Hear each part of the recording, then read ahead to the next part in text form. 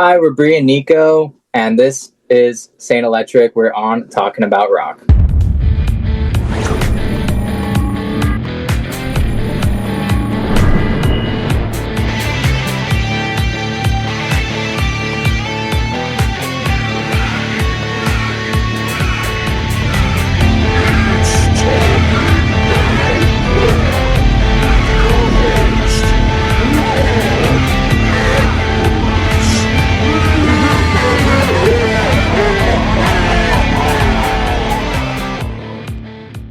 Okay, today's guests are a Los Angeles-based hard rock pop metal band.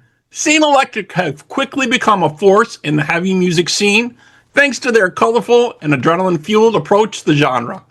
Here to talk to us about their debut album, Off the Edge, out on March 20th, let's welcome Bri and Nico from Saint Electric. Folks, how's it going?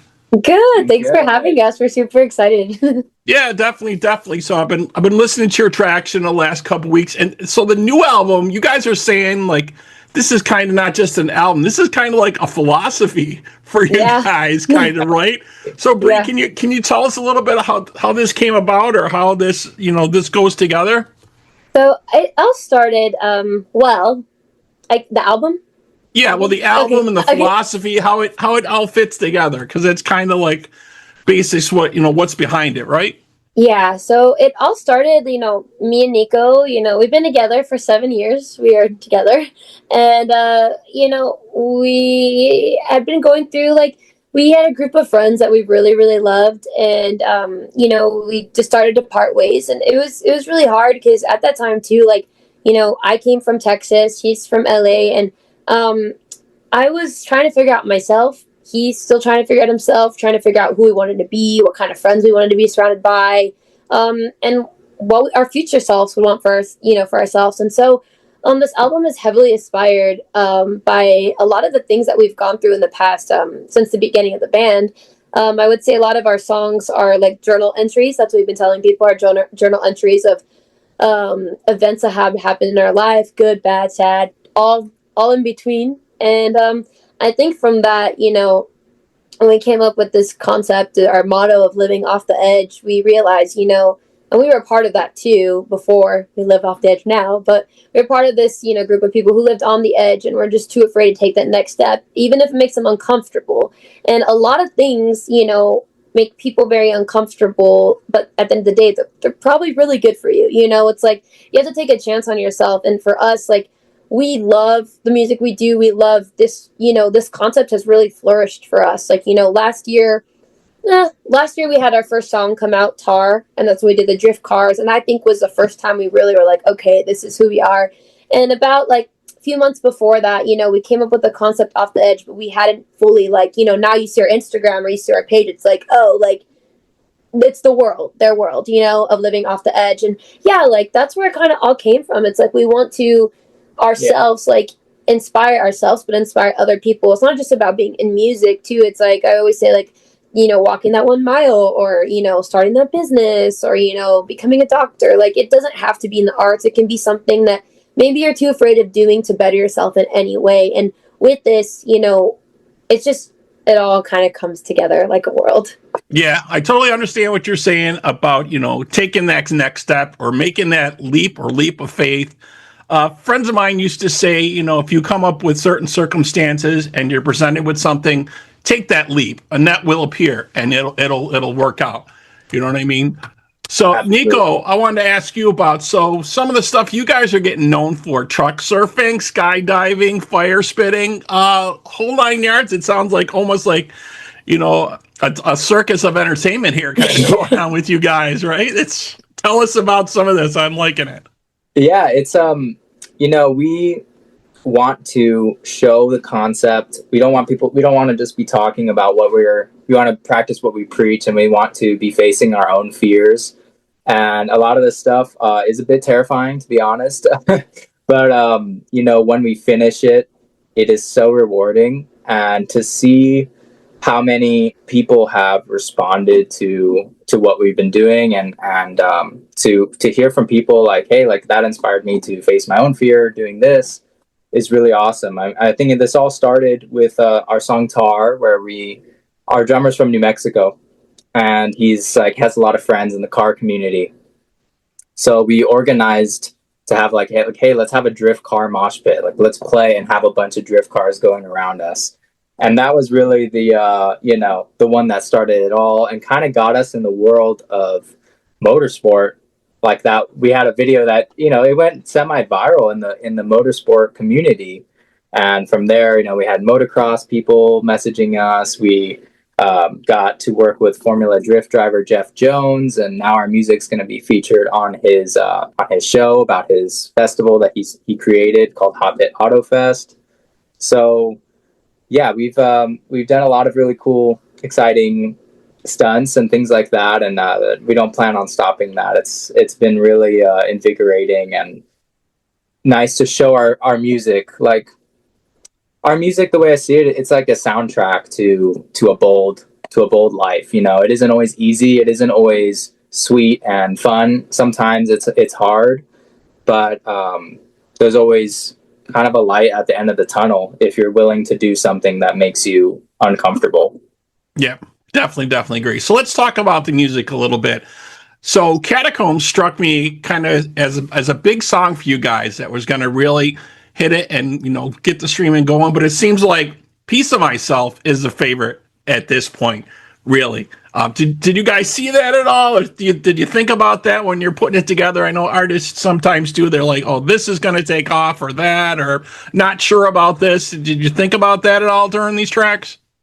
No, but I will say we really favored Piece of Myself more, because it was a single at the part of the to get to the album, and I feel like for Piece of Myself, we kind of found like more and more who we are with that song. And I love Catacombs and I love the meaning of it, but I think that Catacombs was a stepping stone into what kind of music we're trying to do, if that makes sense. Yeah.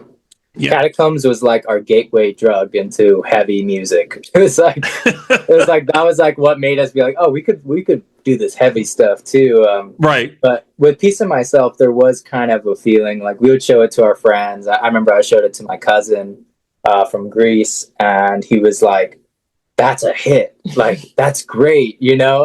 And he doesn't like listen to a ton of rock music, or like, so for me, I was like, oh, like if he's like really picking this one out, like that's really awesome.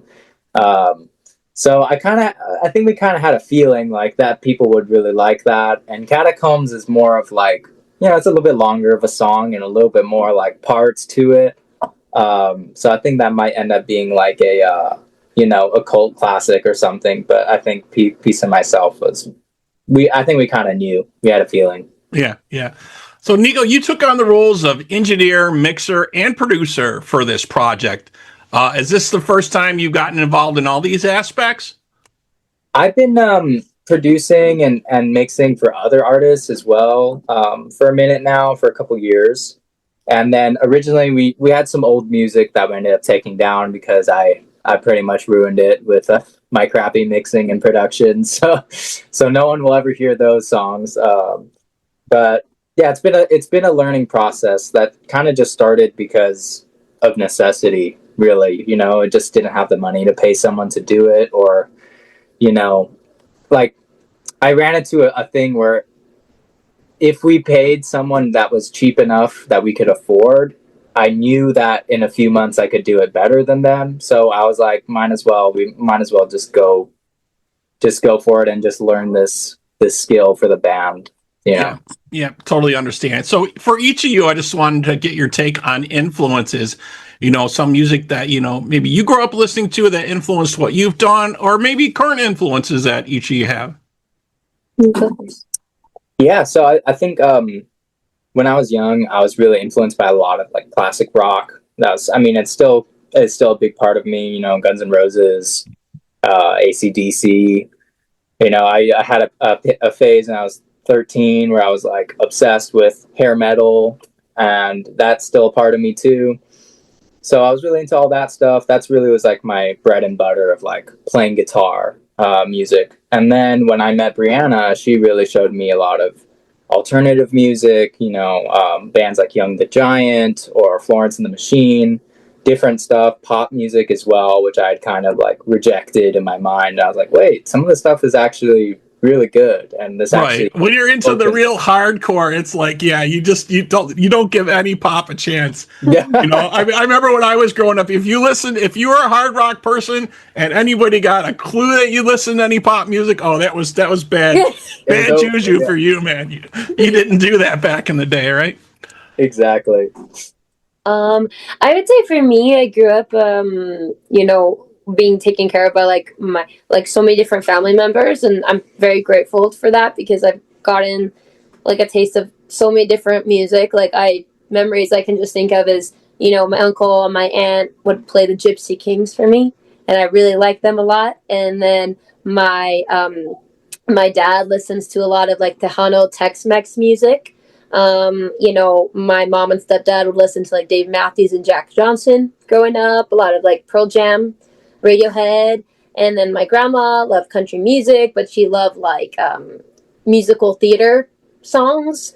And then my uncle loves like, Avenged Sevenfold to like Buck Cherry to like all those things. So it's very vast and very different. I think that's my experience. And I also like electronic music. I like it really all, majority of music. And for me, I think that's kind of also like my inspiration with Saint Electric and our name and the pop metal and who we are. We're not just, like we can express ourselves in many different forms and not just one form of being like hardcore, which I do love. Like I love the chugginess. I love stuff like that. But I think it's great. At least for me, I like all of it. Yeah, I think it's definitely good to be open about all different types of styles of music because you never know what you're going to run across with these different things and giving them a chance. So you definitely have had a wide range of different things. Very, very cool. So another thing I want to ask you guys about here, it looks like you did some shows with Wolfmother, Mammoth, MC5, Dirty Honey, and WARGASM. Any memories of any of those shows that you can share with us? Playing with any of those folks? Yeah. I think opening for Wolfmother on tour was really a really cool experience. It was our first real tour, that was like long, and we've had a lot of dates, and we're playing to like a couple thousand people sometimes, and it was a really big learning experience for all of us. And it was just, it was really cool because we're in Europe, and we're based in LA, so we're like kind of exploring Europe, and we're just learning how to be a band and learning how to be professional, and how to kind of pace yourself because it's very like disorienting, but also really addicting. And I think that kind of left a really good taste in my mouth. Like I really want more of that, touring. Yeah. Did you get a chance to speak to any other artists? Maybe they give you some tips or anything, or told you anything about your performance or anything like that, or road life or anything? Sometimes they do that. I think with Andrew Stockdale, something that I learned is that you just have to keep going. After our show, I mean, I had so much fun on that tour. It was so much fun. I'm very grateful for that, honestly. But for me, we were in the back after a show, and we're like, I guess, eating, and he told us that like, I love all the songs. I love him. He was a big I was very inspired when I first started singing, and I would sing all the songs. But he had said that I had done a showcase, and nobody said that I was gonna make it.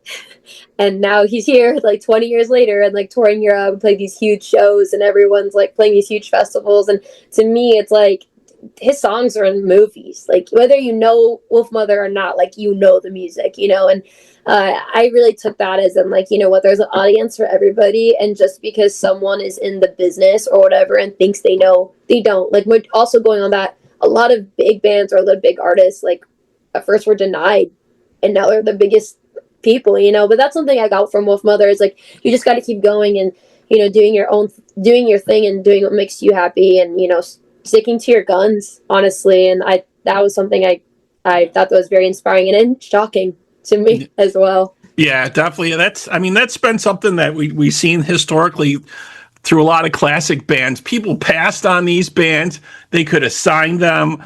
Then they're looking back and kicking themselves for missed opportunities. And, you know, these bands, you know, become icons and huge, these different names throughout music history and stuff like that. So yeah, and you're right, you got to have a thick skin, because there's going to be a lot of doors slammed in your face, a lot of naysayers, you know. And I was talking to another band the other day, a lot of people that'll drop out, you think are in with you for the long haul in your band, and all of a sudden, you know, they're not into it, they can't put in the work anymore.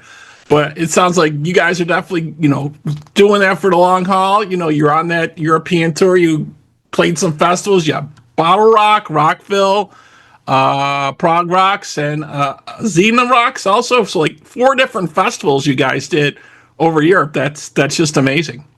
Thank you. Yeah, thanks so much. So what's up next for you guys? You guys got plans next? What's next for the band? I mean, the album's out. The album's out now, I believe, right? Yes. Yep. Yeah, the album was out on March 20th, so that's been fully released. So what are the plans going forward? Is there anything you can tell us about? Well, oh, you go. Yeah, yeah. There's a few things actually that we have cooking up for everybody. We actually did a live performance of our whole album in this really cool abandoned water park, featuring pretty much like a bunch of amazing performers, drift cars, motocross, fire spitters, like really cool stuff, street art.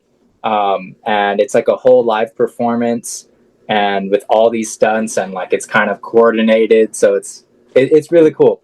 So that's exciting. We're gonna put that out in April. We're still editing it, and then we also have another song we're cooking up.